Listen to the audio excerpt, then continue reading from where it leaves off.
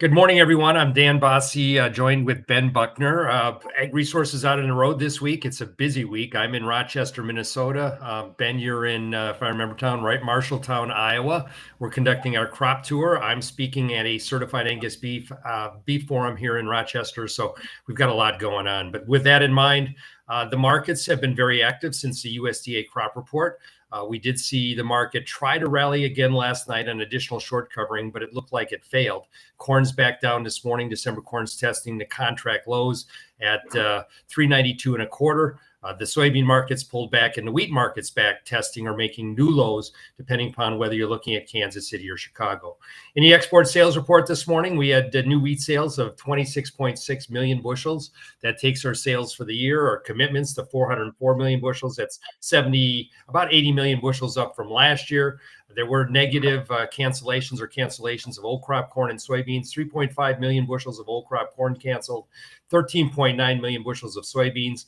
New crop sales, however, were 80.6 million bushels of corn, 41.6 million bushels of soybeans. So we're still looking at relatively good sales in terms of the new crop for corn and soybeans, which will be helpful. Though, again, nothing in terms of China buying U.S. soybeans. There's zeros on old and new crop in terms of sales. That's been ongoing. I'm still not hearing any interest for China in the U.S. soybean market. I think it's a trend that'll persist until we make considerable progress in terms of a trade deal, which I think is months away.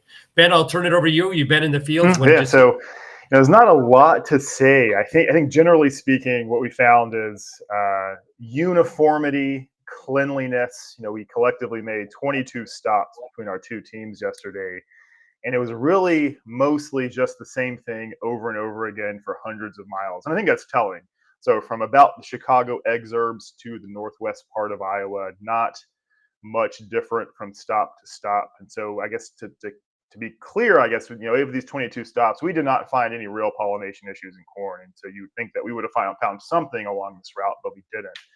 So I've got some pictures here just to show you, and just I promise you these are representative of the area and exactly the county that they're from. So kind of moving from east to west.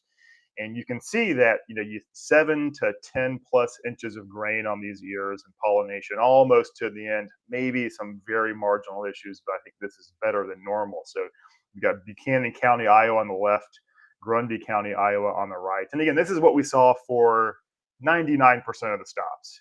It looked very, very good, and there was not much new to say, at least with respect to corn.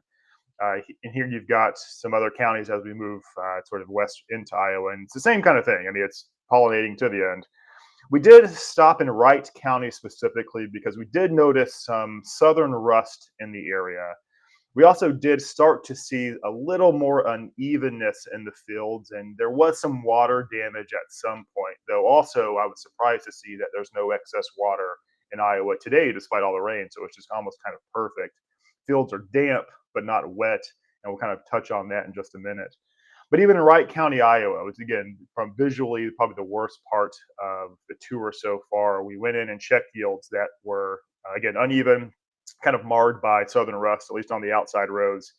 But when we kind of checked yields and pod counts, everything looked pretty good. And our agronomist, Jim Quinton, said southern rust probably shouldn't have much of an issue on crops there. So even those counties, more of the same, very, very good pollination for the most part. Big ears, lots of water, soil's damp. There's really no issues there. I would think, though, the insight that we found, and so to be clear, I think NASS is probably about correct within a bushel maybe on U.S. corn yield. So it's hard to dismiss that really high number from at least what we've seen so far. But soybeans, I think, have been the big surprise. I mean, it is difficult to walk in the soybean field because they are so thick, and that is different than the tour we went on last year. And also just counting pods, just an incredible pod numbers. I think they were pretty consistently between 55 and 80. We found some 98. Jim Quinton's team found two fields that went 125 pods per plant, in a 3x3 area. That is also unique. That might be the surprise when we get into Pro Farmers Tour next week in the September USDA report. So it's the soybeans, I think, is what we're finding out a lot about. We've got kind of a new method. We're going to see, mathematically, if we can get a little more accurate even as of this date. We're not just counting pods individually, but we're kind of separating two bean pods from 3+ bean pods. That's another part of the story, I think. We are finding a vast majority of plants have majority three bean pods. In fact, only one of the 22 stops we made yesterday had one plant that had a majority two bean pods. And some of these ratios are kind of silly. We found upwards of 70 to 80% three bean pods on these plants. And so I think they've got the water to fill those out as well. Those pods will get filled. This could be a lot of beans. So is it the soybean yield that's kind of the bearish risk as we get into objective yield data and pro farmers tour, next week? I think that's kind of what we're finding as well. I mean, we'll calculate plant populations, yield checks in detail in the next couple of days in Illinois and Iowa. But I think it's just kind of checking out an area of the country that has had almost an ideal growing season, and that is not just Iowa, Western Illinois. It's a lot of the Dakotas, Minnesota, Nebraska, Kansas. So here you see soil moisture anomalies as of August 12th. And I think what we'll find, what Pro Farmer will find, is where you see green, when you see pretty sizable positive surpluses, probably more of the same. I mean, just perfect pollination to the end of the year, probably a lot of high pod bean counts. And so this is really the Western, 2/3 of the U.S. major crop area. So I think that's what's important. And even the agronomists that we're with have said, again, probably don't need any more water. We're just coasting through the rest of the growing season. So water demands are low. Water is adequate in this part of the world. And I think that's the big story is, we'll continue to debate weather. We're not out of the woods yet, but I think it does become a little less important, kind of the details of, rainfall and temperatures. And in fact, maybe dryness, maybe some warmth will be welcome, at least in Western Illinois and Iowa.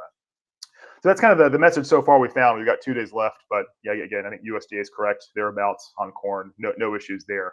Soybeans, are they a bushel too low on their yield? Give us a couple more days. We'll see how pod counts fare. But so far, they've just been incredibly large. And that's, I think, the story that's emerging from this week. Kind of lastly, I want to touch on, as we get kind of past the U.S., crop tour season, big crops, how big is big? That's still our message.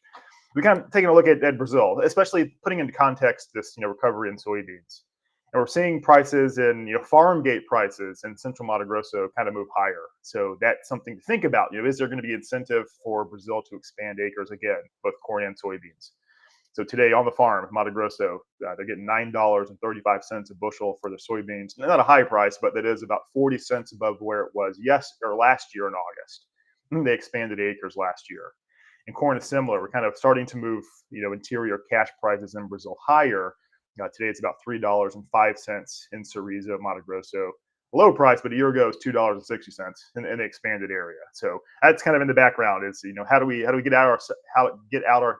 ourselves out of this hole is the question, and just we got to contend with a lot of things moving forward. So we've been pretty actively hedging this week, and so that's something to pay attention to. Your dollar gets you in 30 days, etc. But that's still the message: is managing risk, be prepared for what we think is oversupply, and at least the 12 hours we've been traveling the sort of central Midwest so far haven't changed that.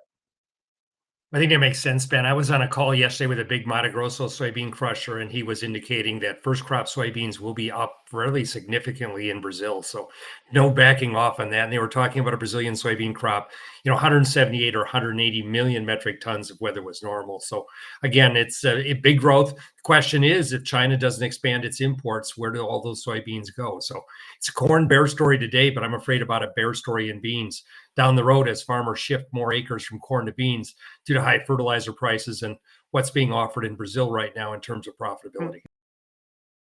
Yeah, I think that's exactly correct. So be prepared. We're going to be kind of active on, I think, all market recoveries moving forward. Long term, just think about the bushels that will be available. That's, I think, the key here.